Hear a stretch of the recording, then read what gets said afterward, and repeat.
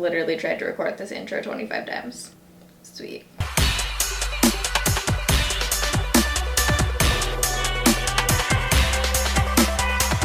Alright, so today it is Foundation Friday and we're going to be trying out another new drugstore release. The drugstore has been cranking them out lately. The last 2 Fridays have been brand new drugstore foundation releases as well. I'm leaving the Foundation Friday playlist down below so you can go watch those. But today we're going to be talking about the Wet n Wild PhotoFocus foundation. They also came out with new concealer, powder, everything. My Walgreens didn't have this yet. I've seen photos of Walgreens displays right now with all of the Wet n Wild releases, and they're literally giant displays with all new products, so I'm still on the hunt for the rest of the new products. Quickly before we jump into the foundation, I'm going to be doing another Shadow and Schmooze video, and I really liked the Q&A style last time, and I think you guys did too. So if you have any questions that you want answered in my next Shadow and Schmooze, you can leave them down below in the comments. That's where I'm going to be pulling questions from this time around, so if you have anything you want answered, comment down below. My band-aid is coming off right now. You just need to chill for like 10 more minutes. This has 1 fluid ounce of product in it, standard for liquid foundation, and it retails for $5.99 on Wet n Wild's website. You can find Wet n Wild almost always 40% off at CVS and Rite Aid. They just switch out their sales. So the awesome thing about this product is that it comes in 20 shades. Rarely at the drugstore do we see that kind of shade selection be released. I think the L'Oreal True Match line is probably one of the only liquid foundation lines at the drugstore that has that kind of shade range. I'm not sure if every single store is going to be carrying all 20 shades. Probably not, but online you can find 20 shades. So let's read some of the claims. It says, "Your skin only better. Our new high-performing skin perfecting foundation underwent major road testing under 7 different photo lighting conditions to deliver flawless camera-ready makeup every time." Their whole thing on this is that it's supposed to be amazing for flash photography, selfies, anything that involves photos basically. To give your skin a matte, light diffusing complexion. Didn't say what kind of coverage this was supposed to be or what skin types this is for. I have the lightest shade Porcelain here. I also have the 3rd to lightest shade Soft Ivory. So I'm going to insert swatches right now so you can see how these shades compare to some of the other lightest shades of foundation I own. Alright, swatch time. So right here we have the Wet n Wild PhotoFocus foundation in Porcelain. Next over is the Wet n Wild PhotoFocus in Soft Ivory.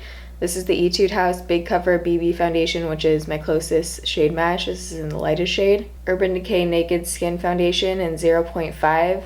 This is the brand new Tarte Rainforest of the Sea foundation in the lightest shade, which is new Porcelain. And then this is their old lightest shade, which is Fair Neutral. If you guys like Foundation Friday videos and you're excited, give this video a thumbs up. If you want to see how the Wet n Wild PhotoFocus foundation applies and wears throughout the day, you're in the right... What is happening? You're in the right place, just keep watching. Alright, so it is exactly 8 o'clock in the morning. I've already washed, moisturized, primed my face. I used my Jouer anti-blemish matte primer like normal. On their website, it looks like Soft Ivory is actually not the 2nd to lightest shade. It looks like it's 3rd over. So I think I am going to go in with Porcelain here. On this half of my face, I'm going to use my Sigma F80 Kabuki blush. And then on the other side, I'm going to use my Black Beauty Blender. So let's shake this. Doesn't sound liquidy at all. Sounds pretty thick. Don't pull, twist. Okay, so this actually has a little spatula thing. You probably use this to put on the back of your hand if it's clean and then dip your brush in there or on a palette, but I'm just gonna pour a little bit out on a palette. I'm gonna start with this amount. I'm not sure how much coverage this is supposed to be. As you can see, it is running a little bit, but it doesn't look super, super runny or super thick. So let's go in.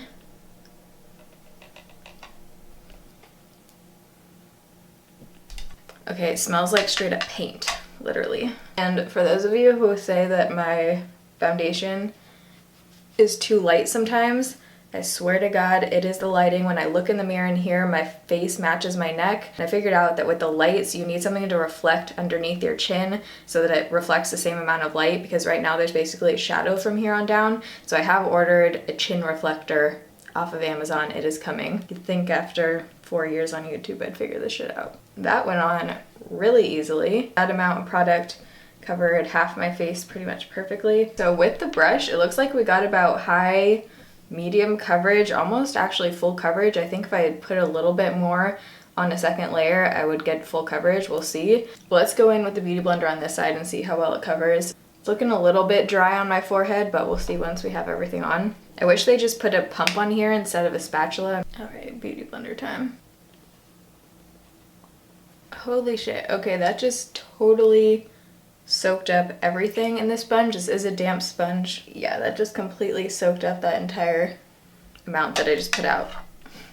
My favorite sponge is the Real Technique sponge, but that one is in the office. I need to get a 2nd one to have here. Yeah, wow, this scent is, I feel like I'm putting house paint on my face right now. This is bringing back my painting furniture phase. If you guys have been with me since college when I used to redo furniture a lot, comment down below. My most popular video to date is how to paint furniture without sanding. Fun fact. This used up that amount again, so let's go in with a little bit more on the forehead with the sponge. I'm gonna say, for me, I don't know if it's this sponge or what, but I'm gonna stick with the brush for this one because all of my product is just disappearing with this. So coverage wise on one layer, I did get better coverage with the brush for sure, and it soaked up way less product. I used about twice the amount of product on this side, and it didn't actually go onto my face, it's just chilling in here. I am gonna go in with the second layer just to see if I can get this totally full coverage. This side is looking like medium coverage, this is looking like high medium coverage, almost full coverage. It is clinging onto some of my dry patches on my forehead. Let's go in with a tiny second layer with the brush, see if it builds. Oh god, I want to know what is in this that's causing it to smell like this. So this is building, and I'd say we're at almost, this side looks a lot more full coverage with that first layer with the brush. This one still doesn't look totally full coverage with the second layer. It does look on my forehead like it's kind of just sitting on top of my skin. So I'm gonna go in with the sponge just to smooth out the texture a little bit and see if we can. That helped a little bit. It's just looking really dry on my forehead.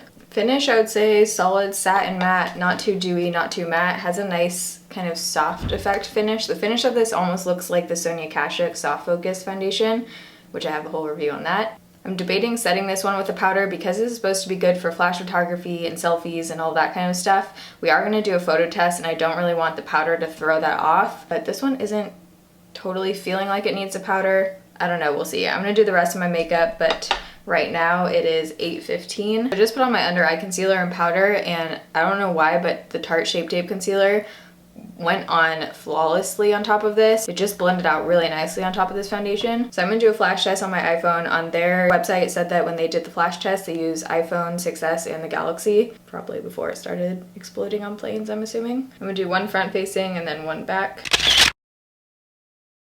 Both of these are very attractive photos, but the first one, the front camera flash, looks like there is zero flashback whatsoever.